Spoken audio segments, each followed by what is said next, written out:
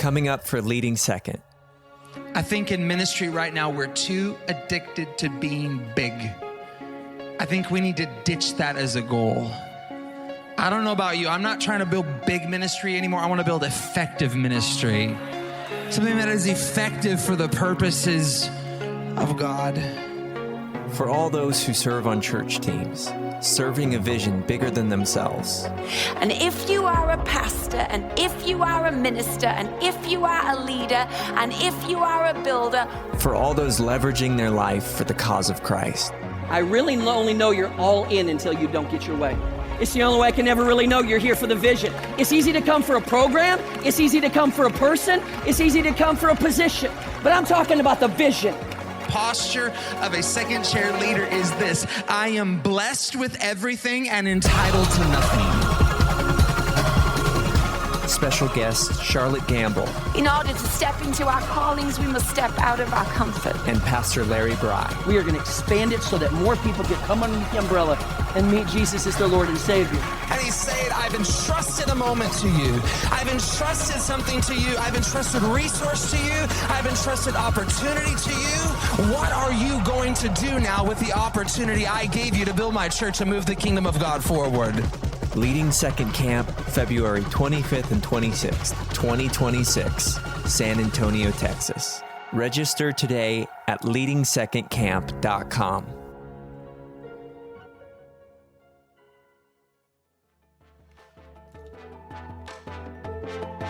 Welcome to the Leading Second podcast, a space to help church leaders thrive in the second chair.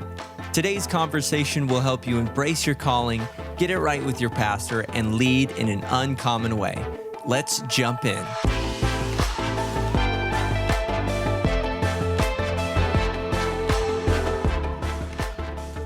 Dr. Chris, thanks so much for joining us today. It's good to be here, man, and have you in Lakeland.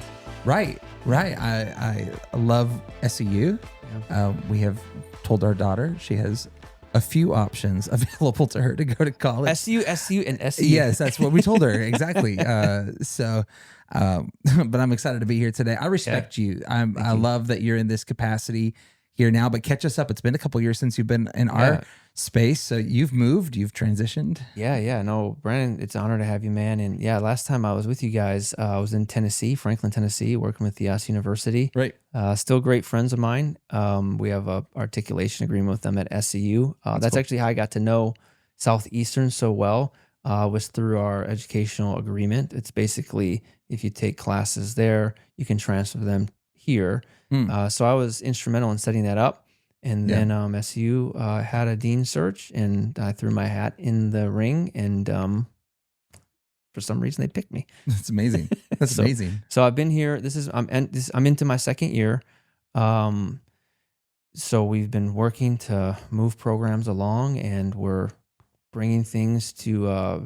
We always say that we want to make education accessible, affordable, and experiential. And so we want to bring the quality of education as high as we can take it, and bring the price of education as low as we can bring it, and then make it as experiential as possible. And what that actually means is working inside the context of local churches.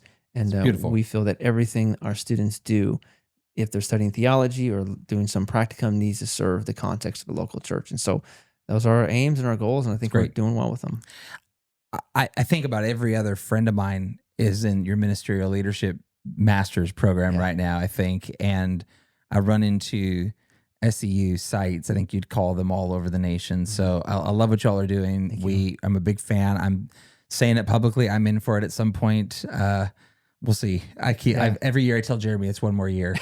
So one of these years I'm going to run out of time. It was funny. You met him at the door, and he's like, "Oh, I know Brandon." And then I thought, shoot, I have put this off. It was a setup too long. I know. Yeah. So today I want to have a conversation with you that I've been really interested in having, and that is on this idea of character and conviction, the leader that God can use in ministry. One of my bothers right now in ministry is that leadership seems to often get defined through the lens of charisma, talent, innate skill, personality, as if that's what makes a leader. I think it's often on the outside. Of course, we know that man looks at the outside. And so I think that's often something very noticeable of leaders, but I'm bothered by the definition of that, defining a leader. I don't feel like I see that in the Word of God. And of course, we've had some problems, I think, come of that. And so today I want to talk biblical character, biblical worldview, and let's maybe try to give a new and different definition of the leader God can use. And I guess just to open it up to you, when I say that, I'm wondering from your perspective, when you look at the landscape of the local church right now, what bothers you in that regard? Yeah, so I think when we talk about leadership, there are a lot of mechanisms by which people can lead, Right. how they choose to lead. One of the challenges somebody asked me one time is they said, actually, when I was coming here to SEU, they said, from what are you going to lead? From what place are you going to lead? I think is exactly how they put it. And it gave me a real pause to think about, because there are things that people who are in positions of leadership can choose from which to lead. Okay. So first we have to recognize that there's the position and then there's the person. That's right. Okay. And so in order for the person to actually fulfill the position in a healthy way, there are better ways to do that. And so I think what's most immediate on the outside, oftentimes, especially in a world where we're moved by sound bites and clips and stuff like that, what's the most apparent is rhetoric in one instance. Yep. Or charisma, or maybe the way that we would define charisma is how well they translate on camera, or maybe some of the topics that they're picking, these sorts of things. You can choose to lead that way, and that's kind of how you take and fulfill your position. But those are not the things that give you what I call a sustainable leader. That's right. And they're not going to sustain you as a leader and keep you in that position very long, or it's not going to be healthy to the people that are around you. So when we're looking at what we call around here sustainable leadership, is I think that a sustainable leader has to have more than charisma, like you're talking about, and has to have more than rhetoric and those types of things. So in talking about the sustainable leader, I think obviously number one has to do with character. I mean, this is what the Apostle Paul is talking about in Galatians when he talks about the fruits of the Spirit. He's giving a nod. Well, what is he really doing in that passage? He's describing the Lord. Gentleness, meekness, patience, long-suffering. These are the fruits of the Spirit: love, joy, peace, long-suffering. Okay, we know all of them. But what's he doing? He's explaining and describing the Lord in whom we serve. So I think character is at the bottom of that. I also think, kind of in tandem with that, but sort of different, is vision, having a vision, knowing what it is that you are attempting to do. Leaders that don't have vision, what's the verse? Without vision, the people perish. Right. Good leaders, they're able to see things and they lead from a place of vision. And I think strength is important, but it's how you define strength. Strength is not force. We could spend time talking about strength and what it takes to be strong. I think, strength can be defined as being steady, being unruffled. One of the greatest, I think, aspects of a leader as he's leading from the position of strength is just that inability to be unruffled. A lot of times you come into a church setting, a good leader is not, there's all kinds of fires going on all the time, everywhere you go. There could be something taking place in a membership where people are, a family's headed to a hospital. There could be some sort of, maybe the offering's missing. I don't know. Maybe something, you're in a building project, something's going wrong with that, or somebody in the worship team quits, or there's always an offense somewhere in the church.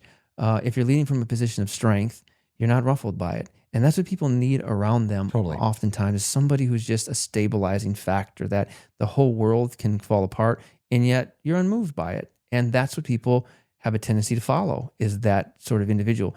Those are just three off the top of my head things that give sustainability. Hey, if you and your church are going to need any sort of building expansion, construction project, or something like that, then you're going to want to know about our friends at Goff Companies. Because I know from personal experience, the weight of trying to lead church teams and manage a construction project, from the design to the financing to the actual building part of it. And Goff Companies takes care of all that. They are local church guys, people who get the church, and their only focus is serving and building churches. So what I love is that they walk you from vision to reality. So they start to finish, they're going to start with strategic planning so that your project actually fulfills the vision long term. Look, pastors pastor, designers design, construction crews construct. So let them do what they're best at so you can keep doing what you're best at. And if you're starting to dream about maybe what's next for your church, or you're starting to say, hey, we need more space, go ahead and start a conversation early with them at goffcompanies.com. I think right now my heart is for young leaders, because I look back at myself. I was a youth pastor at 20 years old, and I probably had no business being a youth pastor at 20 years old, just the condition of my life. But I was surrounded by really great leaders who wanted to give me a go. They saw in me a leader who had a heart for God and was available. I was willing to go the extra mile. I was willing to sacrifice, all those things. So I think I was surrounded by voices that were willing to give me a go. I did not have someone hold up a stop sign, though. And looking back, I wish I would have caught it, or I wish someone would have slowed me down a little bit. I just didn't have a lot of that in my life. And I think I ended up leading a little prematurely when it came to my character. I guess, what would you say to a leader out there who's young, whose heart is for God? You know, they're getting going in ministry, but they just haven't quite built the right foundation, you know, in their life as they're getting started in ministry. Absolutely, 100%. My first position in ministry was directly out of my undergraduate program. I was 21 when I graduated college, and then I turned 22 over the summer. So I'd just been hired around my 22nd birthday to be on staff at a local church, which was 20,000 people. So it was a mega church. Wow. Yeah, and it was a lot of I remember the pastor hired me, and I kind of had come out of nowhere. And, you know, you're in a localized church setting, and there's a lot of people, and you have some visibility. We didn't have social media the way we have it back then. So this was kind of like big Eva, you know, big evangelical church. Right. And I remember he brought me up to his office. He was the bishop. So it's not like I talked to him every day. So when I talked to him, it was important. I had a supervisor who had a boss, and now his boss was the bishop. Bishop brought me into the office. He sat me down at the desk, and he said it very simple. He's a man of few words. He goes, your reputation is extremely important. If you damage your reputation, I cannot use you anymore. And that was it. I haven't forgotten it this day. What he was telling me is, you're in a position now. This position alone separates you. And what it takes for you to succeed in this position is good character. And if you even so much as do things that start ruining your reputation, the perception is off, and I can't use you because you're trying to speak, thus saith the Lord. You're trying to minister to a family. You're down at a hospital visit. You're trying to do a funeral or a wedding, and everybody knows you not as the minister of the gospel and the one who's sharing Christ, but they know you as whatever you've built your reputation to, which would be something that's not acceptable. So from that point forward, I realized, I'm called apart. You know, Paul says in Romans chapter 1, Paul separated to the gospel. That's right. And that right in of itself, before we even get into the book of Romans, he's separate. That's right. So the call to ministry separates us from the rest of how everybody is doing things. Yep. And we're called as leaders, especially those who speak for Christ, or those who perform service for the body of Christ, who serve others.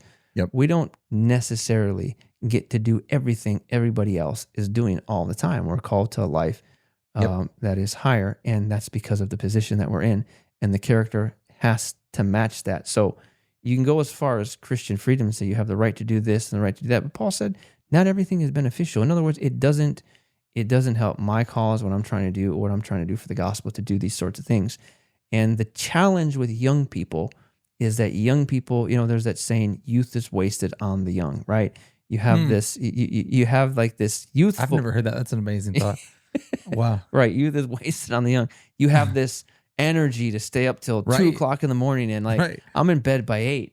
You know what I'm saying? I'm 41 in bed by 8. And so you have all this youthful energy to get things done, but the character can't match it. And so it ends up getting you into trouble rather than being an asset for you. And so, you see that with young people. There's this, and social media has not helped this in one respect. I mean, we can go down this rabbit trail if you want, but all the temptations that come with social media. Oh, I want to build my brand. Oh, I want to build this. I want to do this. I want to be better. And then jockeying for that sort of power, that comes with all kinds of pitfalls. Well, yes, I did want to go down that Let's rabbit go. trail Yeah. because I'm sure there's many downsides to social media. We would all know. Yeah. The one I get concerned about in this topic is speed. The speed at which someone's Yeah. influence can grow. Because we're about the same age, and I cut my teeth in youth ministry. Yeah, absolutely. No one knew what you were doing. That's There right. was actually a really good side to that. There was a really good side to I couldn't see what other youth ministries were doing. Yeah. So you just kind of had to be faithful right where you were. But there was this mindset, if you get the right speaking thing or meet the right people or whatever, it can kind of accelerate. But now today, that's all sped up. You can go viral in an instant, and in a day, your life can change in terms of visibility. And just because the skyscraper can go up doesn't mean it's built on a good foundation. I'm always haunted by, did you ever read about the Millennium Tower in San Francisco, the tower that was like tipping? No, I never have. No. You should read about it. It was a skyscraper they built, and at one point it was 29 inches tipping off its axis. Oh, wow. And it took them years to fix the foundation. It was like a high rise in a Interesting. Wow, major no. city. Yeah, yeah. And it was tipping, and it was all foundation issues. Yep. And I just feel like that for me became this metaphor for what can happen. It was social media. The skyscraper can go up near instantly. That's right. But that doesn't mean the foundation's ready to support it. Right. Yeah, I agree 100%. When I was 22 and I was in ministry, 24, I was starting to get out there and travel and do more speaking.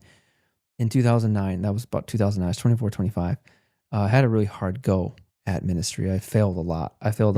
One thing I tell students all the time is I failed so much in ministry. Now, I always had my bills paid. I always had gas in my car. I always had food. I wasn't living on Skid Row. But, I watched a lot of my friends who were in other professions make a lot more money than me for a long time. So ministry, the challenging part of ministry wasn't for me a short season, because sometimes we think our suffering is a short season and then we're done and we can move on to success. It was a long, drawn out season of financial difficulty.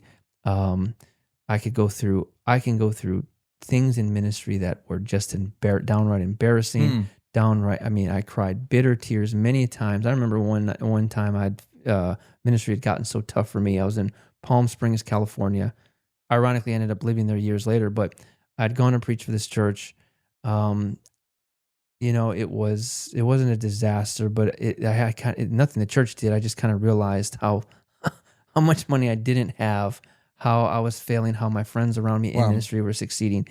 And I remember waking up one day, I cried bitter tears. It was like wailing, like I wasted my life. And I called my dad after that, and I said, "Dad, I'm failing in ministry. I'm not successful. I have no money." And my dad just said, "You need to be tested." And he's not directly saying that God's up there because he doesn't like me testing you, but he's saying you're in a test. Yeah. You're being tested. He's saying, like, you're building that foundation. And this went on, and this went on, and this went on and on and on. And I could go through it all. And so I think about, that testing and that crushing builds character in our lives. That's right. It brings out the worst sides of ourselves, and we learn how to deal with it. And so I think you're talking about the process. I think the process is where, the refinement takes place, and, God makes beautiful our character. So I think you're right that today ministry is often seen in respective, I'm going to start a church in the city. It's going to be the best church right off the bat. I'm going to start a podcast and everybody's going to listen. I'm going to start a Substack, and right away I'm going to have 10,000 people listening to me. And somebody does 2 Substacks and nobody subscribes to it, and they're frustrated. Yeah. It doesn't work that way. You know? How old were you when you hit that moment in Pulp Springs? Yeah, I Roughly. was. Yeah, that was 2010. So that was February 2010. I'm good with dates. So that would have been 25. Okay, that makes a lot of sense. Yeah, about 25. Which I don't think is uncommon. That quarter life crisis. Um, so many 20-year-olds want to be used by God.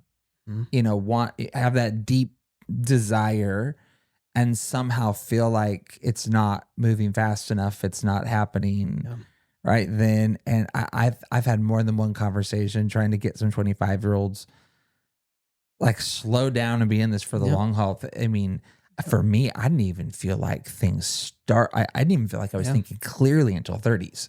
Agree. I love agree. the youth is wasted on the young. That's an amazing thought. I think no, it's true. I mean, and especially in shaping influencers, right? Like, Right. There's individuals who have good intentions to shape influencers, but I think what we're at least trying to do in at SCU is we understand the power that influencers have, but we also want to educate influencers as they create their content, because there's that old that meme that said a haunted house, except it's not ghosts, it's your Facebook post from 10 years ago. Oh my gosh, yes. The amount of growth you see in 10 years after a post, the cringe that you put out there, and saying like helping influencers be like, hey, let's slow you down and educate you a little bit better so that you don't look back on your content 10 years ago and hate yourself for making it. Oh my gosh. Yeah. Yes. So before we move on, when it comes to character, you are someone who's been intentional about building the right foundation in your life. So, I'm imagining since that Palm Springs, moment from some of those early seasons. So what have you done to deepen the foundation of your own life that you want to, share with a younger leader out there? Oh man, where do I even start? I mean, first I'm very thankful for my dad who constantly pressed testing. He constantly pressed that on me. You need to have he'd always tell me about the man who built his foundation on the rock. I mean, my dad was always hitting on me every time. It got redundant, Brandon. Like, I know he's going to give me the testing thing. He's going to give me the testing. Yeah, the rock. Yeah. Maybe I'll tell it through. I think failure has been a great teacher of mine. I'll give you a couple stories. I remember I went to do a service. I had done a service in Michigan. I was an evangelist. Okay. That's when we were using that word back then. It's still cool to use it. Right. But I was putting on services, and I'd done one in Michigan where I'm from. I had some good success. Had some people come out for it. Filled a small hotel ballroom with people. And I decided to take a team out west and do one out west and partner with the church out there to put the event on. And I'd preach for the pastor. And then I had actually asked the pastor if I could come do a service for the area. And he gave me his approval. And then later, right before the service, he called me and gave me a lashing up one side and up and down the other side. And then he called another church organization. He told them that I shouldn't be out there doing the service. And the church organization, if I'd have been credentialed with them, would have revoked my credential. It was bad, man. Oh my gosh. And then nobody came to the service. Oh my gosh. And I think I dropped $10,000 to do it on all the flights. And it was horrible. And I remember I was in that city, going to head back home that the next night, and I was sitting in a restaurant. I just looking at my plate like, what the heck did I do? And I was just ready to quit. And I, just got to the decision point where I said I could quit, or I could just look at this as I'm going to recover and just keep moving forward. And so the only thing that I could do was kind of just pull up my bootstraps and keep going. Wow. And so I think, like, to shore myself up at that, I was developing the mentality that, it takes grit, it takes endurance, and this is going to show me all the years in Bible school when I was praying and seeking God and I was studying the scriptures and I was with professors. This is testing my call. If I'm truly called, I can keep going. If I'm not, now's the time to get off. I mean, we have those great moments around the altar, when we're on, we're at Bible college and we're getting prayed for, where we feel the presence of God. And then we have those moments where we're as low as can be and they have to meet. And like, if I'm called at the altar, I'm called in this challenging moment of ministry. And I just said, if I'm truly called, I'm going to keep going. God gave me the grace, and I kept going. So calling is going to get proven at some point. And, and when it does get proven, it develops your character. It's really good. So I wanted to talk today about character and conviction. Mm-hmm. Let's talk conviction for a minute. Yeah. And by conviction, I'm just going to say biblical worldview. Why? And remember, we're going back to this idea that leadership is often defined by charisma, some of these things, but really believe one of the main definitions of what defines someone as a biblical leader, I think, is a real clear understanding biblical worldview, God's word. And I think that's become even more important just in this last season that we've all been navigating in leadership. So why would you say it's important for a leader to recognize that? Don't just go on character and talent alone. Why is it important for a leader to really carve out biblical depth in their life? Yeah. So as much character as a leader has to have, they have to be a thoughtful leader, because a leader has to believe something. Like we can't, there's so much going on in the world of information today. We have ChatGPT. We have social media. We have YouTube. We're bombarded with information. And there's a radicalization on both sides. Number one, the radicalization can be to become radicalized, to believing something crazy and fringe, and to double down on something unthoughtfully. Yep. It's just confirmation bias. This is just, or cognitive dissonance. This is just what I'm going to believe. And I'm going to double and triple down with it. I'm not going to check the sources. And then there's so much information. I don't know how to process any of it, so I'm not going to believe anything, because I don't have the epistemic fortitude or strength to actually decide what it is I want to believe. And so we have a lot of radicals, and we have a lot of people that don't care to believe anything at all. And then in turn, there's some that stand for the wrong things, or too radical on some things. There's some that don't stand for anything at all.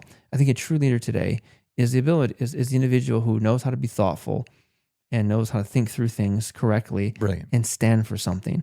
Because nobody's going to follow somebody who does not stand for something. You have to do that, and that's vision. So a leader, needs to learn how to process the world through Scripture in a healthy way, not just an unhealthy way and call it Scripture.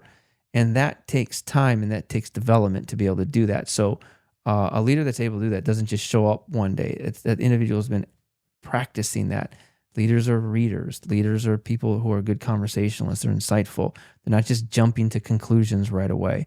There's a thoughtfulness about leaders. I think that is attractive, and I think that should be developed. And so, looking at my life, I think that was being developed way back then. And I think, when you look at the process, that's how God forms people, is getting them to be thoughtful. So education plays a good part in that as well.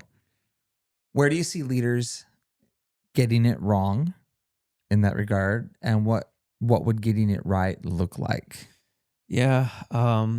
I think that leaders oftentimes want to, number one, I think the temptation where they could get it wrong is just appealing to people to be for the sake of being people pleasers.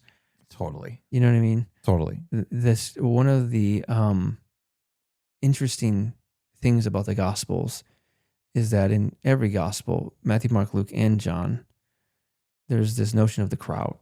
And if you're looking at it from a narrative standpoint, the crowd itself is a character. So when we're teasing out characters, don't forget about the crowd, because the same Greek word is used throughout the entirety of the Gospels to talk about this component of the crowd. If you treat the crowd like a character, you'll see that the character itself is fickle, right? The crowds are always there. They're always listening to Jesus. They're always paying attention to what he has to say. Jesus feeds the crowd.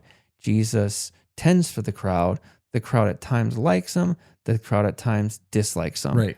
It's just back and forth and back and forth. But one thing you never see is Jesus's inconsistency with the crowd. He stays consistent while the crowd stays inconsistent. And I think it's important for us to realize that leaders can't pander to the crowd. There you go. They have to know who they are. Yeah. They have to know who their character is. And they have to speak the truth even when it's tough. So whatever position of leadership that we find ourselves in, and whoever we're leading, we have to remain consistent. The way that we do that is we don't find our confidence in the people that we're leading. The crowd's going to be disloyal. The people that we're leading, they're going to be disloyal. They're not going to like what we have to do, but that's not why we do it. I think like from a psychological standpoint, we have to find out if it's our tendency to do that, what is it in us that's not healed and that's broken, that wants to get that expects that if we serve people, they're always going to be loyal to us. If we serve people, they're always going to look at us like the hero. We're not trying to be the hero. We're just trying to lead the way that our convictions tell us to lead and the way we believe God is leading us to do that. That in and of itself should be enough. And that takes boldness and confidence. That's really rich. Okay, so it's the new year. We're launching into 2026 here.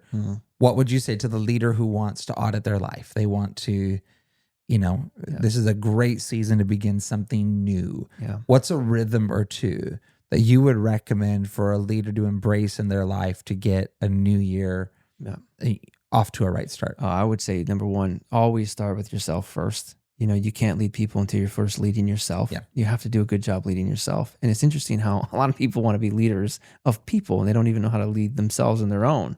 So I think, I'm assuming if they're listening to this, they're somewhat good at that already. Yeah. So starting with how am I leading myself? And I think in doing that, there's things to pay attention to. What are the things that I'm doing that I should stop doing? Just a small example. Good. My doctor told me, I had high blood pressure, which was scary because I'd never had that. I was always a skinny kid growing up, never thought it was possible. Sure. He told me, you need to bring that down to yellow light. I know a yellow light can turn red. So I just started working a diet and I went on chat and I'm like, how long is it going to take to lose 25 pounds? And chat told me like 15 to 18 weeks. Okay. And I didn't want to hear that. I was like 2 weeks and I'm done. Yeah.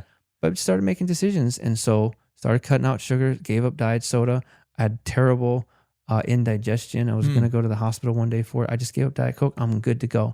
Like I made some quick adjustments. So that was good. But I think the bigger thing is what I want to focus on is what are the things God has been calling you to do that you haven't done, that you're not doing. That's really good. I remember my pastor taught me one time, he says, if you're not hearing from the Lord, if you're not hearing from him, go back to the Lord and try to find the last thing the Lord told you to do and see if you've done it. If you haven't done that, do that thing.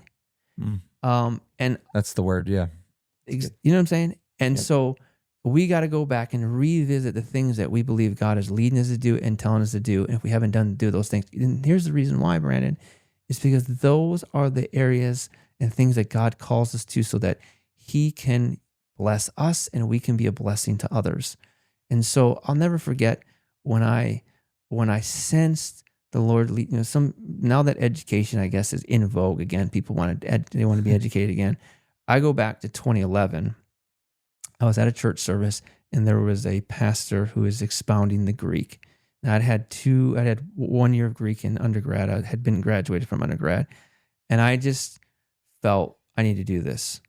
And that chased me for about a year. And then finally, I remember standing in front of my bookshelf one day and the Lord leading me to go back to do my master's degree. And I had no reason for doing it and didn't know why I wanted to do it. Just I should go do it. And I went away on a trip and it bugged me and I had to keep doing it. And I went back and got it. Nobody could understand, why are you studying exegetical Greek? And then that took a couple of years to get that degree. It was difficult. And then I went back and I started my PhD. Had no idea why I was doing it, but it's been a blessing to my life. Yeah. And it was the next trajectory that God has. So I'm paying attention to those bookshelf moments in my life where God's like, hey man, start doing this. And sometimes God gives you a break from those things. But if there's someone that's listening to this and you've had a bookshelf moment where God has told you to do something, he's trying to bless you and he's trying to set you up to be a blessing to others. And it doesn't always come overnight, but I think it's something that needs to be done. Dr. Chris, I respect you. When I was thinking through who I wanted to talk to get a new year started, you were like top of the list. I knew we were going to be down here. So thank you so much for your perspective today. I love what God is doing here. Yeah. I pray y'all are wildly successful. Maybe you can land the plane by just talking straight to the leader who's entering the new year with discouragement. They're hearing what we're saying. It sounds reasonable to them, but they're thinking, I've tried things, I feel stuck, something like that. What would you say directly to the heart of that leader? I'll speak personally and just tell them, if I had you in front of me, I will tell you, I know exactly how you feel. I know the loneliness. I know the pain. I know the darkness. I know it can often be accompanied by just real depression, self-loathing, and those types of cycles. I know that. And I never thought I was going to get out of that. I never thought there would be a day where I could discover the potential, because I knew that I had potential. I knew that God had been doing something to me. I knew the quiet moments that I had with the Lord. I knew that I was doing everything right and things weren't working out. And what I can say is what my professor used to say, and this got me through that long, long, dark season, is life is not fair, but God is faithful. And I just think you need to hear that today. As a Detroit Lions fan, this is kind of funny. I'll bring up the football for a second. I was a Lions fan, and a Jets fan the other day was telling me how much they hate being a Jets fan because the Jets, they suck. And I said to him, bro, you were talking to a Lions fan. Yeah. Okay. You have no idea. You guys have sucked for the last 10 years. The Lions were never good when I was a kid. Historically, they won one playoff game in my entire lifetime. But 2 years ago, they caught fire. And they brought so much joy and excitement to my life. And I just want to tell the pastor that I think that you need to keep believing that you're going to catch fire at some point. And God's going to be faithful to you. And, dark seasons don't last forever. That's amazing. Lessons learned from a Lions locker room of the Detroit Lions. I love it. Thanks, Dr. Chris. We love you. Thank you. Appreciate you. Yeah, you too, man.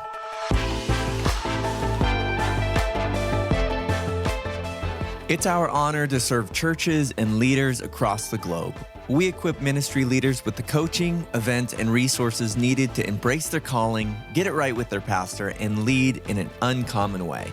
You can visit our website, leadingsecond.com, to learn more about how we can come alongside you as you lead from the middle, from the second chair, for the second chair.